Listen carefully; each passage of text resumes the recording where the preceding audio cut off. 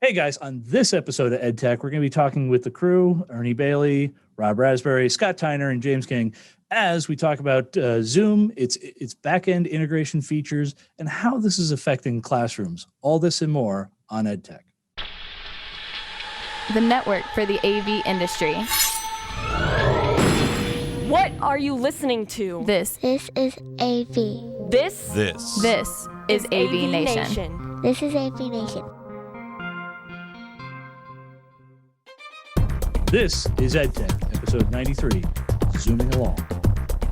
Support for AVNation is brought to you by Extron, industry-leading technology backed by world-class support. And by Sennheiser. This is EdTech, the monthly higher ed tech podcast. I'm your host, Bill O'Donnell, and this month I'm joined by Rob Raspberry. How are you, sir? Doing great. Great to be here. Good to see you, sir. Mr. James King, how are you, sir? I'm good. And yourself? Doing well. Mr. Ernie Bailey, how are you, sir? I'm doing wonderful. Good. And last but certainly not least, Mr. Scott Tyner, how are you, sir? Doing great, Bill. Good to be here again. All right. So this month's article, we're going to be talking about, obviously with the pandemic still going on and the vaccine rollout still happening, obviously classes are still going to be doing what's called high flex or hybrid teaching and everything. So we're still going to be dealing with a lot of, students who are going to be on Zoom or Blackboard Collaborate or even Teams if your school is set up that way. But today's article is actually going to be coming to us from Scott, and it's from Rave Pubs and everything. And it specifically is talking about all the some of the back end features, or at least some of the other ends that have been kind of packed into Zoom recently that I think are definitely worthwhile for explanation. Only because most times with your faculty and everything, it's usually just, wait, can I plug in Zoom into my Blackboard shell? And we're like, yeah, it's an extra couple of mouse clicks, and here you go, and there you are. I don't know how to do that on Canvas, only because my school has pretty much sold their soul to Blackboard. So take from that what you will. Anyways, Scott, you want to start off with the article? Yeah, I actually started thinking about this and looking into it. And we did a little investigation of whether we should be using Teams. We have our Microsoft license for campus, but we're a Google shop. And so we're, like anybody, thinking about money. And so we started looking at Microsoft and saying, we're paying for it. Should we be using it? Variety of reasons we chose it's not the right tool for us. But then we looked at other things. We're paying for Slack right now. We have a phone system that has some soft phones on it.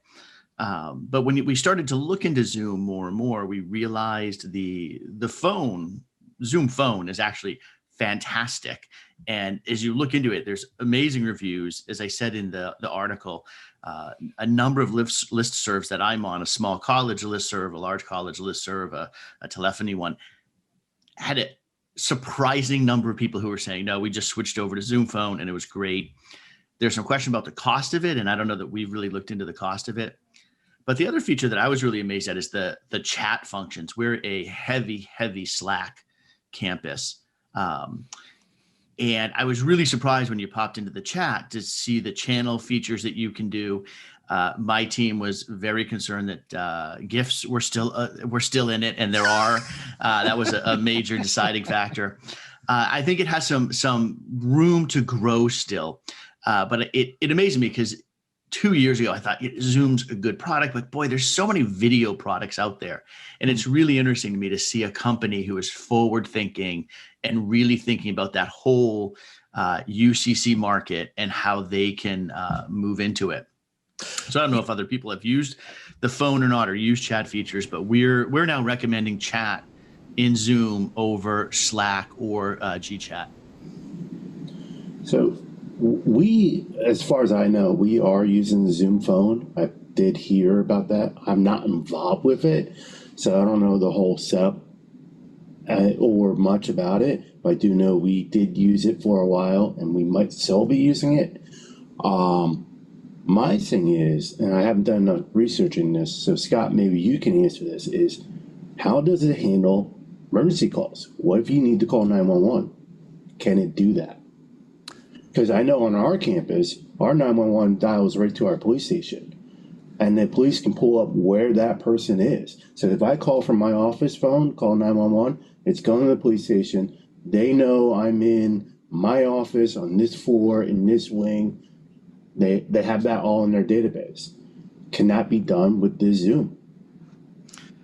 Well, if Rob or Ernie actually know the exact answer to that, I can answer what we do with other soft type phones, right? Which is, and I do know that Zoom allows you to have a physical phone on your desk. And so when you call, your system can recognize, oh, that's a phone call coming from Scott's office. Now, with that said, and I don't mean to devalue the need of an emergency, but we will always need landlines. For example, we've got our blue lights, right, where you can press and hit an emergency button. But I also think that, and I push our infrastructure team to think about this because they ask a lot about that as well, James. What about these traditional uses of landlines? Elevators, for example, need that traditional landline. Sure, there's those, but I think we really have to think about more and more people don't use a desk phone. I haven't used a desk phone in years. Nobody calls me anymore. I actually put it away, right? So I'm always going to call 911 from a cell phone if I need to. And then how many of us work on campus anymore? So I think there's emergency things you have to think about, but I think you have to be kind of realistic in thinking about them now. Well, okay. So one of the things that I know, at least when we were dealing with our own soft phones and everything, and James is right. Yes, it normally for us, it traditionally goes to our police station. However, I believe at least most of the soft phones usually have to have what's called E911 built into them. So you can track it down within like a distinct area and everything. Now, as far as the actual integration of that is going to be where I think you're going to have a lot more conversation with your telephone folk, your telco folks. Because for them, it's a matter of, oh, yeah, well, this used to be, and of course, James, you can point and laugh at me with this one. There was the analog lines, then there was the digital lines, then there was the VoIP lines, and now it's just, here's just like the IP lines. For us, we're in the process of changing over from, we used to have an Avaya switch, and now we've gone like whole hog into Cisco and everything. Because everyone drank the WebEx device Kool-Aid, and then they're like, oh, it can integrate into Cisco call manager, and I'm like, cool. Don't call me when these things go kaboom.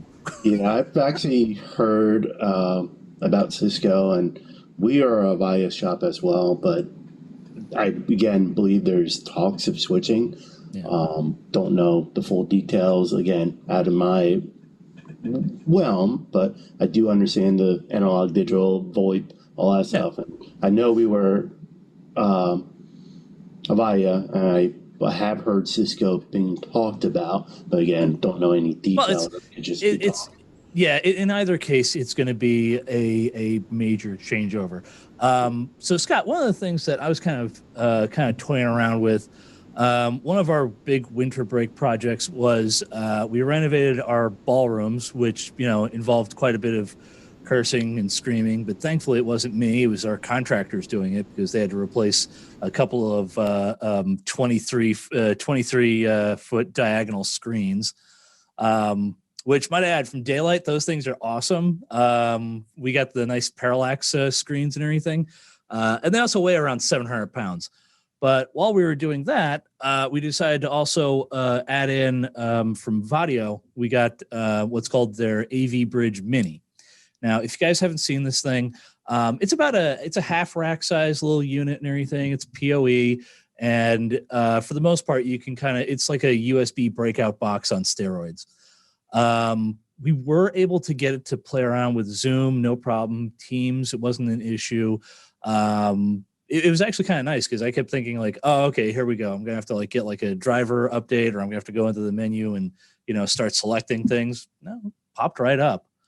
So that was kind of an interesting bit. How this comes back to Zoom with everything is, have you guys? I guess this is the other end of it too, and you guys kind of talked about this in the article a little bit, and that is things like Teams. Teams is good, but it's internal focused. Whereas Zoom is kind of like our external focus and everything. And I guess that brings it up to where I'm going to bring it to everyone here. When it comes to your day-to-day duties, how much of an impact has Zoom had?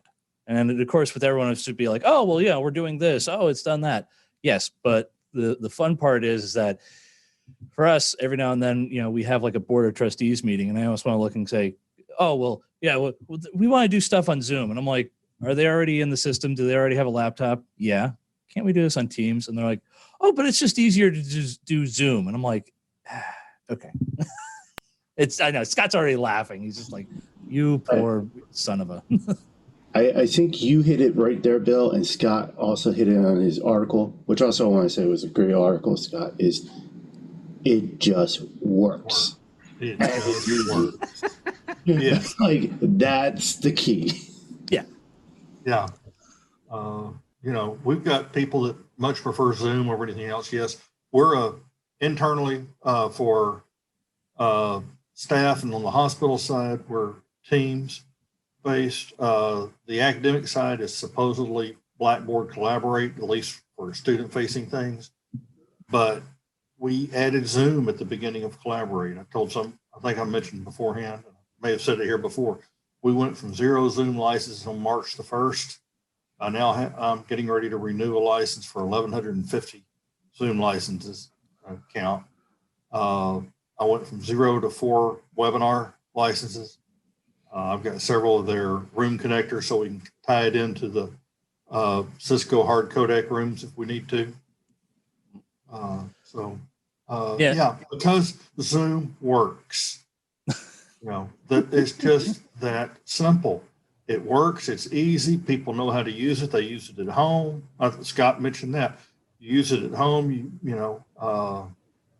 For family get-togethers, for your church meetings that can't take place on site, getting together with your friends, whatever. I've got friends who have barbecues outside at their house, and several people will have barbecues, and they'll take their laptop outside with their, with the built-in webcam, and they'll have a, neighborhood barbecue without touching each other. So I guess to sort of answer your question, Bill, it's been more, as far as COVID goes, more in a way administrative.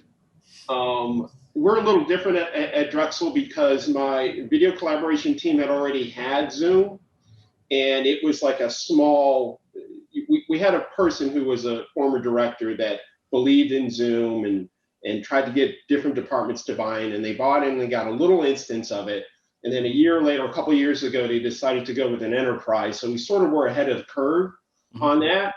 So initially it was more a staff and faculty kind of thing.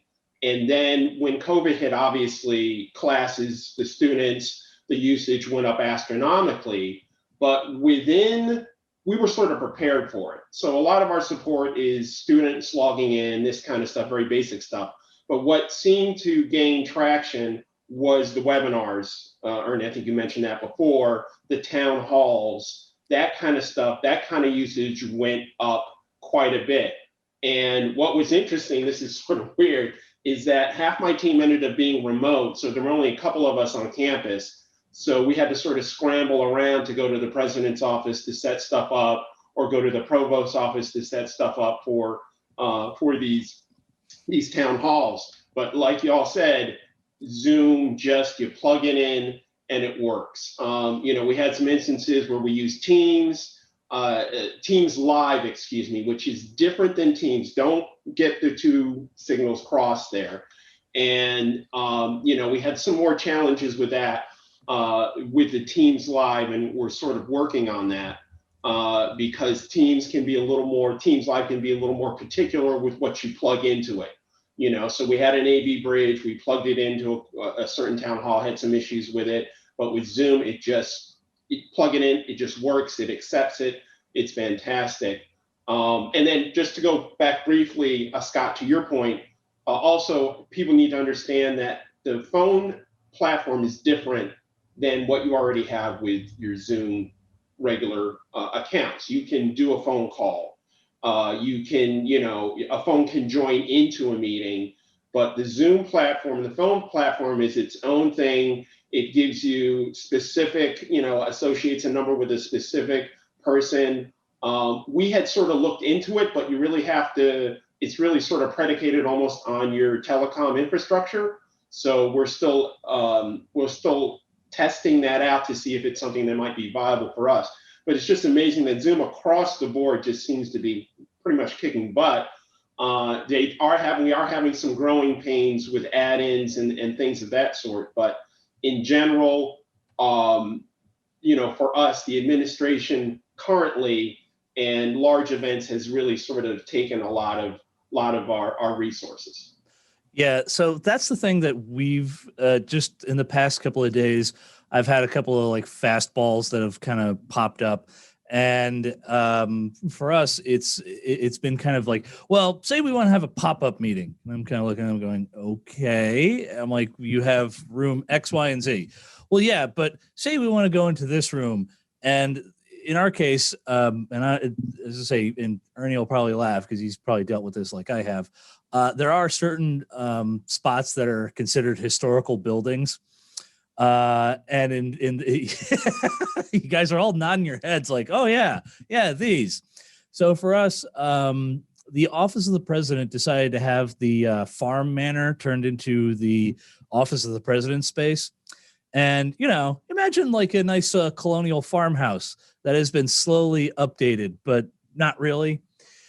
So originally they said, oh yeah, we want to have Zoom in the green room and everything. Now this is all plaster, slat board and everything else. And it's plaster and slats. And I'm just like going like, And they're like, well, yeah, we want to have a display and this and that. And I'm like, cool. So I went and put a system on a nice like little pedestal cart system and everything. So it's like all nice and streamlined and everything else. And they simply went, okay, Bill, well, that works for the laptops. But we want to do Zoom in here. And I went, oh, okay. So to make life easier for me and for the fine folks in the office of the president, I simply went and got, it's from Logitech. It's called the Conference Cam Connect. It pretty much looks like a little, everyone's kind of nodding their heads here. It looks like, it pretty much looks like it's about the size of a soda bottle, but it's kind of just plug, play, here you go.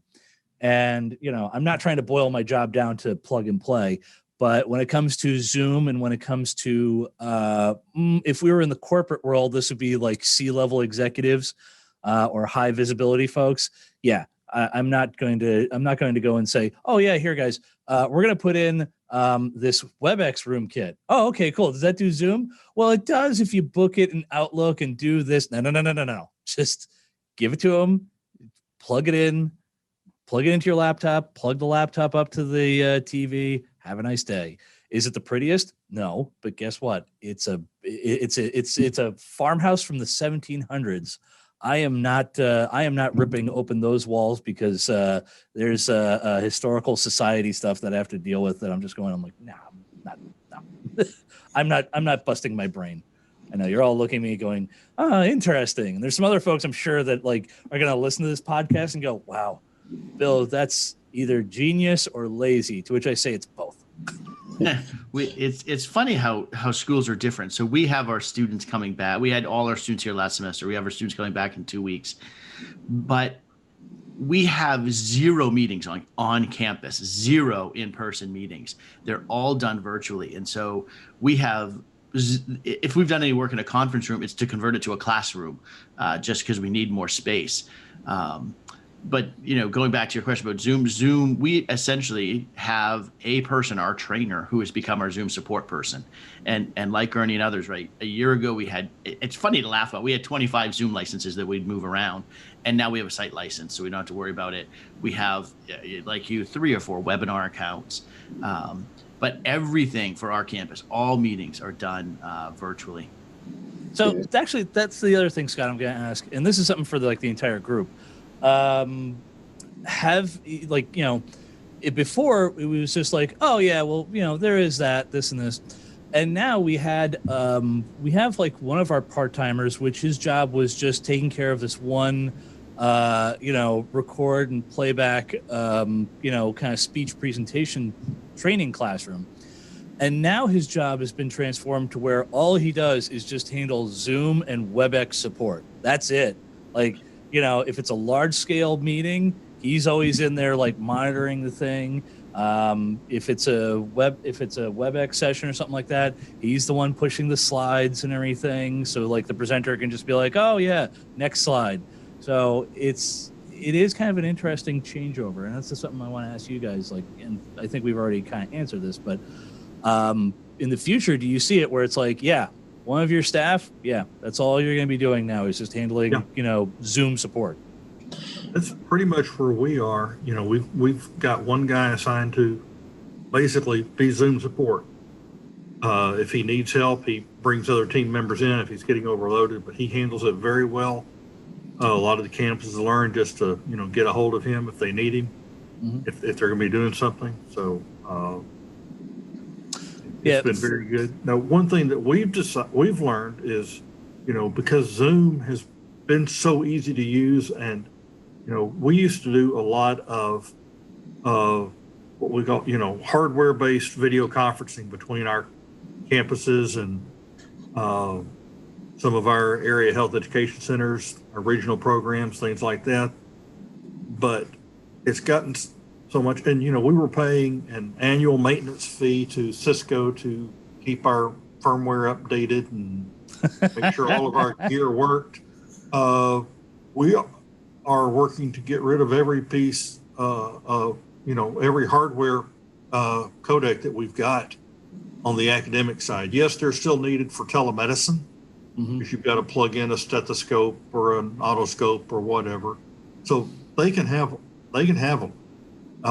You know, it is kind of crazy to see that we're probably going to be looking at the end of well, okay, there are a couple of areas where I don't think they're going to get rid of the hardware, but it'll be more towards like things on the federal and DoD realm, because if you were like me, and this is kind of dating it a little bit, but Yield, Tamberg, and even some of like the Polycom units, they had the huge 25 net connector and everything, which if you saw this thing, you'd think like, oh, is that like a printer port? And it's like, no, it's for the military. Just leave it be. Ignore it. Yeah.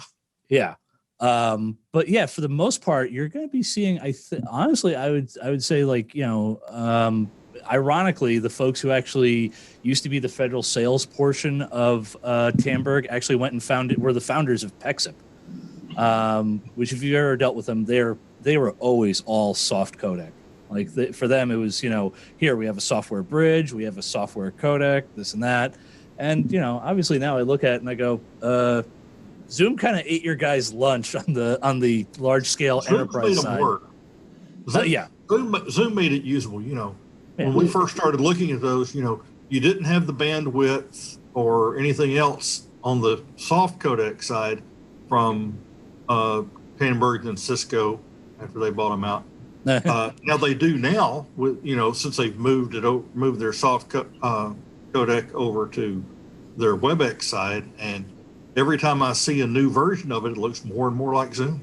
Yeah. You know, we call it zoomified. My thing is, the term we use. But we're seeing all the different platforms that we've seen in the past trying to look like Zoom and trying to work like Zoom. But yeah, we are, you know, we're going to all, we're just calling them soft conferencing rooms. We're not calling them Zoom spaces or WebEx or whatever. We're putting in all the same hardware, you know, cameras, microphones, computers, displays, and then, you know, you run, if you're used to using Zoom, great. If you'd rather use Teams, you know, you run the Teams app on the computer. Yeah, that's the thing we've been trying to do, and I've been pushing really hard about this, at least with my bosses, as we go. We are software agnostic. If you want to use GoToMeeting, That's by the all word means, we use as well. Yeah. That's the exact term we use. And like I said, we're calling it soft conferencing. On the budget request for upgrading rooms, we're saying, you know, we're enhancing the soft conferencing capabilities. And then I explain to the executives what that means. And because if I say Zoom, one guy's going to say, but we use Teams. If I say Teams, the other guy's going to say we use Zoom. Yeah. But if I say we do soft conferencing, I don't care which one of them you use, we can make any of them work with the hardware that we're putting in. Yeah. No, same way, Aaron. I think that I feel more higher ed is focused like that, and corporate is more narrow and streamlined. So yeah, we actually talked about this the other day, a couple of us, about room PCs and having that, and then it comes down to, well, who takes ownership? And I was kind of shocked by that because, I mean, I come from IT in higher ed, and it just came natural that IT took care of it. And I'm assuming that might be the same with you guys, but I guess in the corporate world, it's once they put a room PC and it's all pointing fingers at who manage it. Here, it's IT does it. That's just what we do. It's the wonderful world of fiefdoms, and this is one of these kind of interesting things. Like, funny enough, just coming back to how we were doing stuff with our ballrooms, our ballroom folks actually charge folks for a tech, and for them, they're like, "Oh, well, we treat it all the same and this and that." And I kind of go, guys, like, if you do this internally, all you're doing is just slushing money from one pot to the other. I'm like, that's not really doing much. And if anything, that's actually turning off like internal customers to use the space. Like, if it's external, yeah, fine, whatever. But internal wise, it's like, guys, it's all the same stuff. It's all the same infrastructure. And truth be told, when, they have the hamana moment, they're all calling us anyway. Yeah. So, and I don't charge anyone for my time. So it's an interesting bit of when it comes into who owns what. For us, it turns into, okay, well, here's the easy bit. Do you want us to repair it? Yeah. Okay, then you're going to let us spec it and bring it to our standards. Oh, but I saw this deal, and I'm like, you can do that, and you can deal with the troubleshooting and everything. I'll come in and say, yeah, your PC's dead. Oh, but we bought it. Have fun talking to Dell. That's the short and sweet sledgehammer, but for us, it's a control thing, but it's also a standardization thing, which Ernie, you can appreciate, you guys can appreciate. We do exactly the same thing, and our policy is, if you have your departmental conference room and you want us to help you maintain it, design it, we'll give you a design, and you can pay us to put it all in. Well, you're not really paying us; you're buying the equipment. We don't charge for our labor or anything like that. But, and here's the deal: once you get it up to our standard, we'll maintain it, and if you make it available to the campus, put it on the campus scheduling system that we work very closely with, and other departments can use it, and it's not behind more than 2 locked doors. Okay, that's a good one. So it's accessible to other departments without a hassle.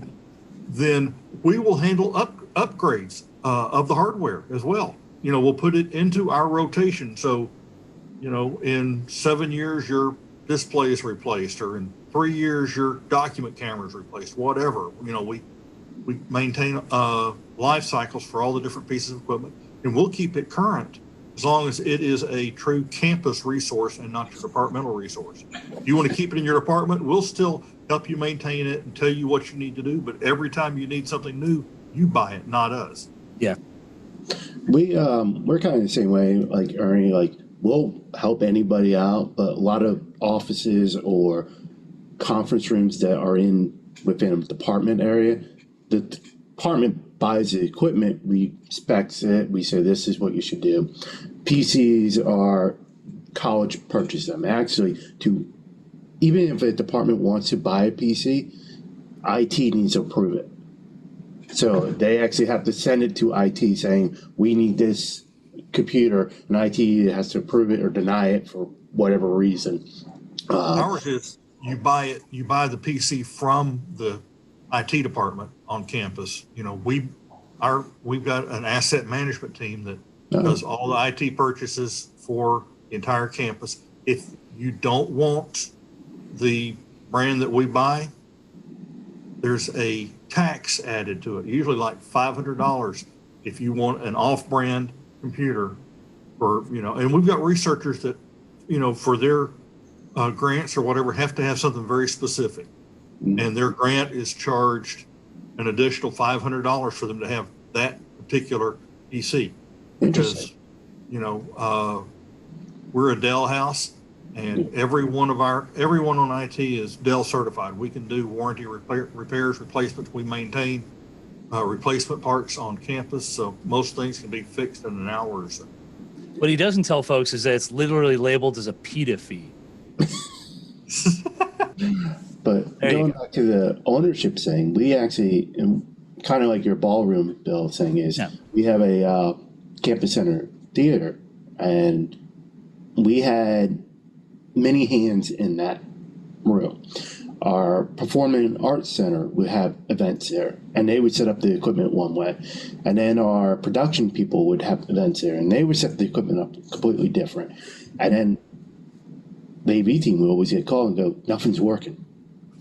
And so we actually rendered, it really needed to be upgraded and stuff. So I did the whole design, equipment purchase, install, and I made it clear to them. I'm like, look, this is how it's set up. I brought both teams in. I'm like, tell me how you need to use the space. And we met both of their needs. And then I'm like, any issues, funnel them for me or our department.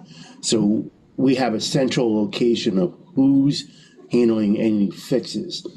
Instead of, the performing arts people going, okay, well, I need the amps at 90 dB, and the production's like, oh no, we need to put them at 20 dB. Like setting different things. Now everything's unified, and actually, knock on wood, we have less calls. So for us, and this is what we've kind of done, is just to make life easier for everybody. Because, and Rob can point and laugh with this one and everything. It can be, okay, that's great that this room can do this, but I need X, Y, and Z, and I need this feed or I need this. And, for us, we already have cameras up in the room, but from a production standpoint, they're like, bird's eye views, which is like cool, but they don't really use them all that much. However, one of the big things that we did build in so that there's not like, looks like a spaghetti monster coming out of the control booth, is that we went and put Dante drops in every single section of the ballroom. And for us, it was really easy to convert over because we already had network drops to begin with. So it was just, oh, here, I'll change out the wall plate. Boom. So now when the production folks have to do stuff, they're still going to come in and still use their cameras and everything, but they don't have to go and get, they don't have to bring in their DAs anymore. It's just literally, hey Bill, like what feed is this? And I go, oh, it's this one. And we already have a guy who, is like, he has like level 3 certification with Audinate and everything. So for him, it's, here, we'll, you know what? He's like, let me check the Dante domain. All right, I'll just route this to that, this to this. And we have a BSS unit that has a Dante output card on the thing. So he can take whatever, he can take whatever feed he wants. And I don't even lose sleep about it anymore.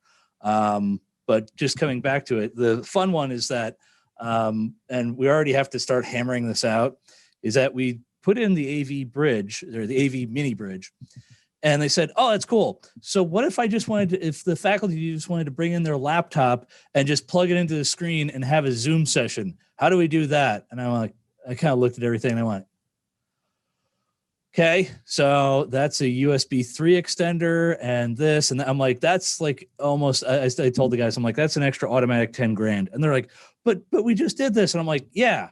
And the idea was we would have someone controlling it and running this. Cause I'm like, guys, as much as you want this to be an interactive session and this and that, I said, the moment you have, 5 wireless microphones and the projector and the laptop and they have the content, I'm like, guys, just either have someone else, be up in the room kind of running the thing, because that is a production. As much as you're like, oh no, this is just click and go. And I'm like, no, guys, like your most of your faculty are comfortable with, okay, start Zoom and go. And I'm not knocking them.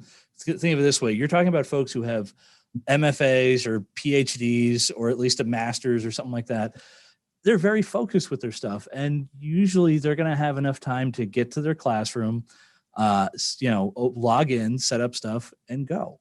For them to all of a sudden go, oh wait, I have to remember to do X, Y, and Z. It's like, no, guys, just our job is not to complicate it. Our job is to make the faculty just be able to go do their gig and not even think twice about things. Like, our job is to make their lives easier, not more complicated. But once again, that's my soapbox. I'm gonna get off this. I was just going to quickly mention that we have one space that we've upgraded so that when you go to the touch panel, there's an event side, and then there's a classroom side. And the classroom side is very like plug and play, very simple, so that you can separate the two, so that if something's more complicated, you're in a different menu and it's already set up and ready to go. So you're absolutely right. There's a distinct difference between people who have that event mentality and an event kind of setup versus a classroom setup. So, you do have to make people understand that in a large auditorium or ballroom, it's going to be more, the event set up versus where you walk in with your, on your laptop and plug in Zoom and go. So that's a great point, though. Yeah. So I take our large space and I kind of simplify them and then add features for event people. Like our main event room and our board of trustees area, which is a flex area as well. You can combine them into one huge room. Anyone walks in, they can hit a button and use the system. Use a house microphone. It's all standard, just like a normal classroom. In fact, we're actually, because it's a large spaces, we use them for distance ed right now for classes who have physical students and Zoom. And a teacher can walk in and use the system, no problem. But then when we have our board meetings or we have a student organization that have events, if they ever do again, and other things going on, there's features that our production team can go into the tech panel and make it more advanced for those people. But right out the gate, it's a one button turn on system. Like even the one room has two projectors. That button turns on both, turns off both. It controls both. If they want to be separate, the projectors, they need to bring in a production team to actually control the two sources. Yeah, as like I said, guys, it's one of those things. I think as vaccination rolls out and everything, and as some sort of normality comes around and everything, I tend to think that the amount of work that we've put into our classrooms, they're not getting dismantled. If anything, they're going to say it'll end up being good. Leave that in there. Now, you will probably have some faculty who are going to go, oh, great, cool. I hated it. And no, listen, it's the nature of the beast. I mean, God help us. There are still, I still deal with some faculty who still have transparency slides and who still every now and then go, well, how do I do this? And I go, okay, you see the doc cam? Yeah. Oh, I thought that was just for Zoom. No, it's a doc cam. All you have to do is just angle it down now instead of angle it up. And you can still do all the same stuff that you were doing before. Oh, okay. And it's going to take it'll be a little bit of adjustment, but there will be still some faculty who are going to go, oh yeah, no, I'm just always building that in. Because some of them didn't even break stride with things. Some of them actually just said, yeah, no, I'm recording all my Zoom sessions now. Reason being is that, my students can't go and say, oh, I didn't know, I wasn't there for this, or, oh, I didn't know this. It's on the website. There you go. You have no excuses for failure now. So, yeah. Anyways, yeah, go ahead. That brings me up to something, as Scott mentioned, Zoom has become almost like this platform for UC, which is great. I was talking with somebody and who gave me an idea that I might be trying to work on a proof of concept. I wonder if maybe you guys should do this. Instead of purchasing, wireless streaming device, why don't you use Zoom, share screen from your device? Join the room PC, your personal device in Zoom. It's so easy. Have you guys done that? We've not done it in a classroom. Yeah. I mean, instead of, ahead, Rob. having like an Apple TV or a Solstice pad, just turn on the podium PC, turn on your device, and connect in. Yeah, so there's actually, and I'll have to look into this because we have these PolyX50 cards that are attached to interactive NEC displays for our HiFlex version in some of our classrooms. And, you can get a sharing key, through that, so that if there's some students actually in the classroom, they can use the sharing key, sort of like a Solstice or how that works. Yeah. So what I don't know, and maybe Scott or Ernie or Bill or James, you can chime in on this. I don't know if you can do that with like the regular Zoom version. I know in the Zoom room you can do that, and it's set up so that you can do that within the classroom, and it works great. So maybe if they change that iteration a little bit, or I don't know if it's available in a regular Zoom meeting, then you're right, James. That would be sort of the way to go. So that's the interesting little bit, and this is something else I want to ask you guys. So I found out through talking with our IT folks that they went with the WebEx hardware because originally they found out, oh, well, we were going to go Zoom rooms, but we have to pay per room licensing fee. And so Rob's already nodding his head. So that's why they went with the WebEx hardware. Now, for me, I kind of looked at it and I'm like, guys, like we could have just, and of course they said, oh, well, Bill, we saw like Crestron makes a Zoom setup and everything. So what's that? And I looked into it and I'm like, guys, it's just a mini PC. I'm not knocking on Crestron for that kind of setup. I go, yeah, cool. For what we want to do, I told the guys, I'm like, guys, it's a lot easier just to get I'm like, if you really want to get into the nuts and bolts of it, I said, either you guys, I was like, if it's a small huddle space, I'm like, yeah, the WebEx will work fine. I'm like, but having to add in the Outlook invite and make it a invitable space and all sort of stuff, I'm like, that's extra steps. I said, the easy route is, see what, like your Rob, like your Polycom, was it the X50? Your Polycom X50 unit, or something from like Logitech or even like Vadio and a couple other ones. Now, are they the best their stuff? No, but they work. And that's one of those, like, it's kind of one of these fun bits that we've kind of talked here is like, oh, it's good enough. I'm like, well, okay, for what you want to do, this works. Just recently, we had like this quick patch-in system with our, board of trustees folks. And then later on they said, hey, is it possible if we could have ceiling mics in this space? And I looked at the guys. Now the room is like 40 feet long by 40 by 20. So it's a big shoebox. And I looked at the guys and I'm like, guys, like, even though the ceiling's not that high, I'm like, you're looking at a boatload of ceiling mics. And they're like, well, I'm sure you'll come up with something. And the back of my brain went, yeah, I will come up with something. And that is, I'm going to go and get the Shure ceiling tile drop-in mic. And I'm just going to get 2 of them. And I'm going to go, here you go. And then, stick it with, oh, you really want that? Yeah, it's going to be $10K.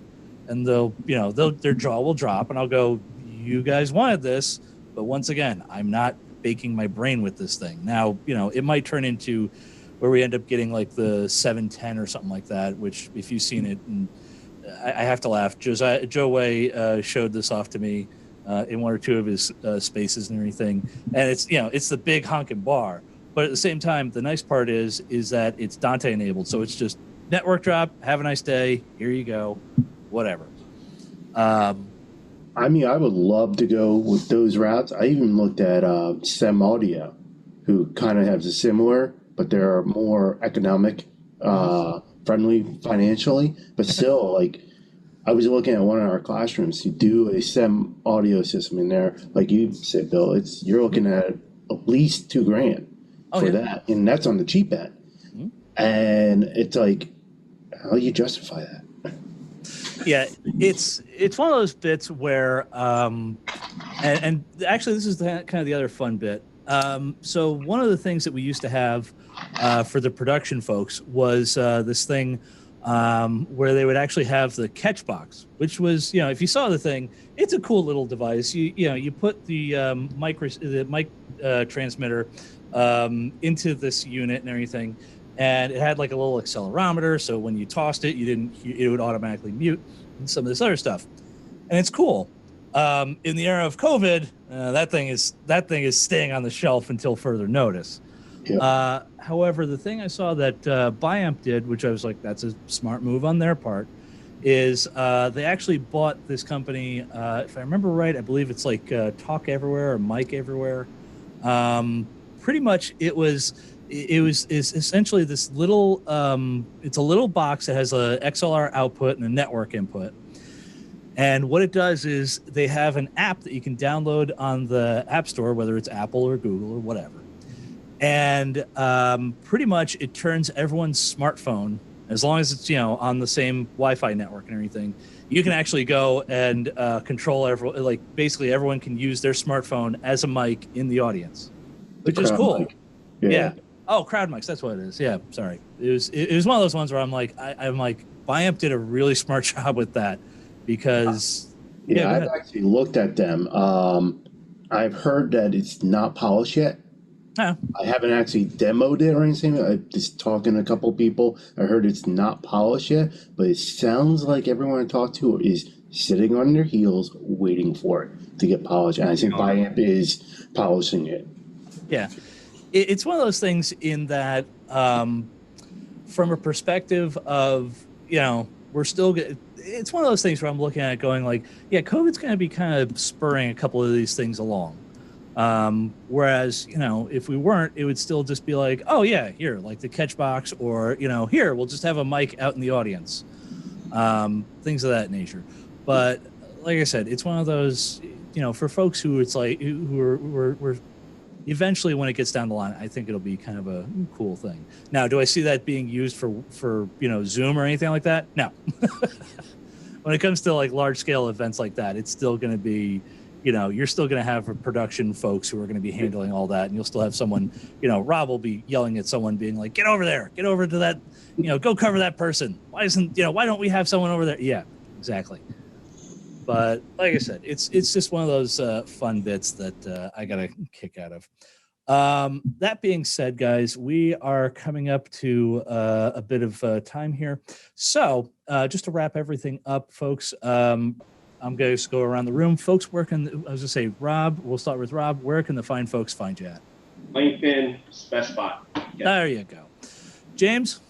You can find me on Twitter, AV_James King. You can find me on LinkedIn, James King, or you can also find me on the higheredav.com media group, where I write in IT and AV. There you go. Mr. Ernie Bailey? You can find me on LinkedIn. Oh, there you go. And always, Mr. Scott Tyner, where can the fine folks find you at? You can find me at LinkedIn or Twitter at @Tyner. And as we talked about today, columns for Rave Pubs. Well, there you go. I'm Bill O'Donnell. You can find me on usually on LinkedIn, occasionally on Twitter. I'm going to be on a bit of a hiatus for a couple of weeks. But that being said, once again, this is EdTech, the monthly higher ed tech podcast, part of the AVNation family of podcasts. As always, this is EdTech.